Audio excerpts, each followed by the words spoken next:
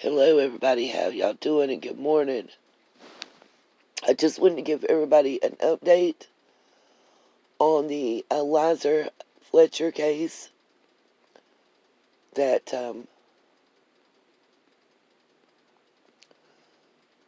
we have been watching for the last couple days.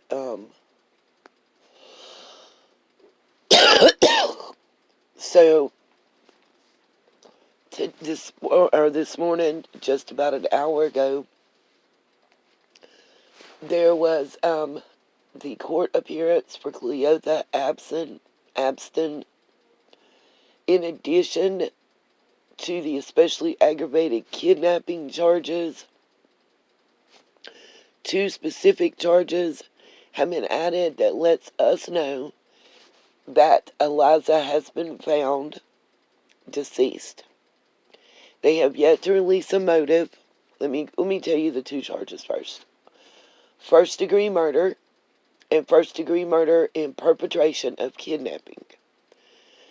With the addition of those two charges at the arraignment hearing, or whatever you want to call it, to me it's an arraignment hearing, that was held this morning. Those two charges were added to the especially aggravated kidnapping and previous charges that Mr. Abston already has. I will tell you, Tennessee has the death penalty, and the first-degree murder, as I understand it, is a death penalty charge. It is up to the district attorney when this goes to trial, if that's the charge they go for.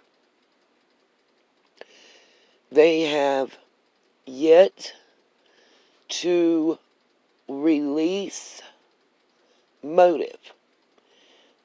I'm expecting the family or a family representative to do a press conference. I'm waiting on that to hopefully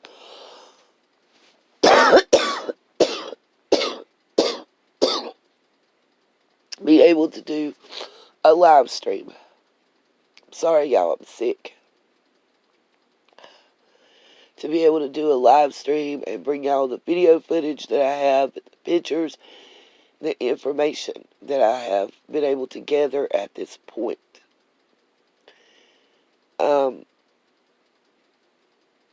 I got info early on yesterday evening that they had found her in the South Memphis area. And if the info I have surrounding the circumstances that they found her under and in is true, then I feel like they will seek the death penalty. I feel like they will seek the death penalty in this case, based on the first-degree murder, the especially aggravated kidnapping, the first-degree murder in perpetration of the kidnapping. Also, let me say this too. I've had an ex-law enforcement person that I spoke to. I watched multiple videos, FBI agents, the Jennifer lady that often appears on News Nation and CNN, as well as a private investigator. All of them feel that, one, the fact that the original person that this gentleman kidnapped and did 20 years in prison for the kidnapping of was an attorney that worked in the same company as Eliza's uncle is an odd tie, a coincidence. That coincidences don't often occur, which may lead one to believe that they somehow were notified or knew that he was out of prison and would have a way for others to know that tie back to them.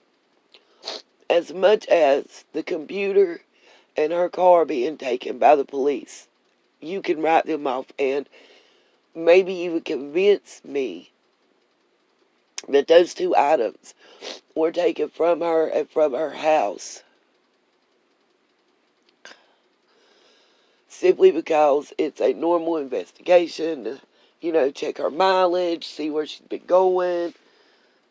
When someone gets kidnapped, those are the first things they always look at, type thing. Computer, see who she's talked to. Maybe check the OnStar in the car for any communications that it has stored, because your car does store information. If you connect your cell phone to it, it stores calls, it stores everything. Remember that computer. It's got a brain, it's got a computer.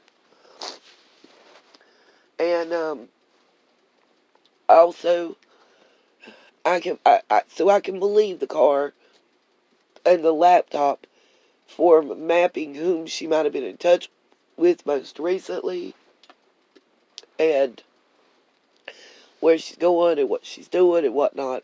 But what about them gardening shears? Long handle pruning shears. The long handle. They look like they were the wooden type with the red trim on them. Long handle, I call them. Handles about 1.5 feet long, approximately. That's just a guesstimate. But those type pruning shears. Cut you a nice little limb off a tree with them. If you were trimming a low-hanging limb on a tree. They're those kind. Around here we would use them for offshoots on pines and maples mainly. And, box bushes to trim them up and stuff by hand if you just got little spurts and not trying to shape them.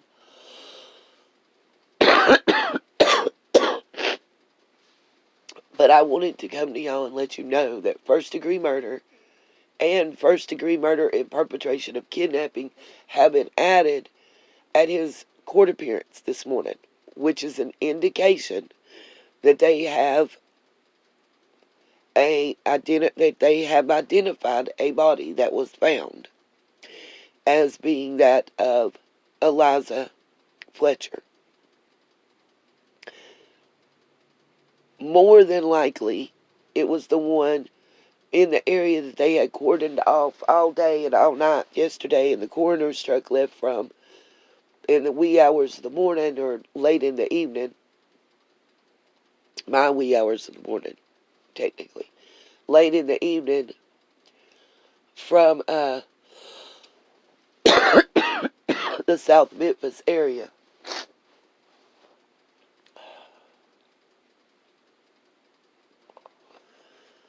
Due to the fact that they weren't telling until the early hours of the morning. They were, I believe, waiting on the medical examiner to confirm. I'm not sure how they did that confirmation, if it was through family identification, dental or DNA, blood, fingerprints. I don't know. They're not releasing that. They're also not releasing what they believe the motivation was. Now, I'm going to say this. People might not like me saying it, but it's the truth. I don't believe the motivation could have been kidnapping for ransom, because there wouldn't have been, you don't want to hurt the person until you get the money, at least. So, and it wasn't a kidnapping for robbery because she didn't have anything to take. She didn't have anything to take. What are you going to take from her? No wallets, nothing. You can tell she's not. It was 20 to 24 minutes that he pulled up at that intersection where the assault, whatever you want to call it, the aggravated kidnapping, we'll call it aggravated kidnapping, where that took place. He pulled up between 20 and 24 minutes in the vehicle, sat there, waited for her to run to that intersection, jumped out from hiding, grabbed her. An altercation took place that has been described as use of deadly force, basically, during the altercation. Hence the especially aggravated kidnapping charge. Then it took, from the time he got her in the vehicle sat there for another 4 minutes before he drove away. Why?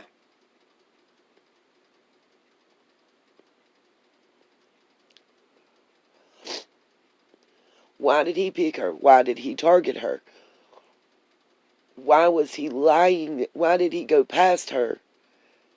You know, if she's running and you go 20 minutes past where she's running and you park there and wait 20 plus minutes on her to get there, you know she's coming there. There's going to be more information come out about this unless it gets suppressed because of somebody with money and power. I don't think it was an accident that this gentleman was paying attention to her.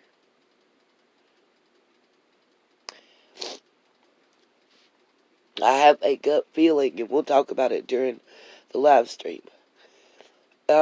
Anybody that can, please do help. I gotta get my medicine or I'm never gonna get better.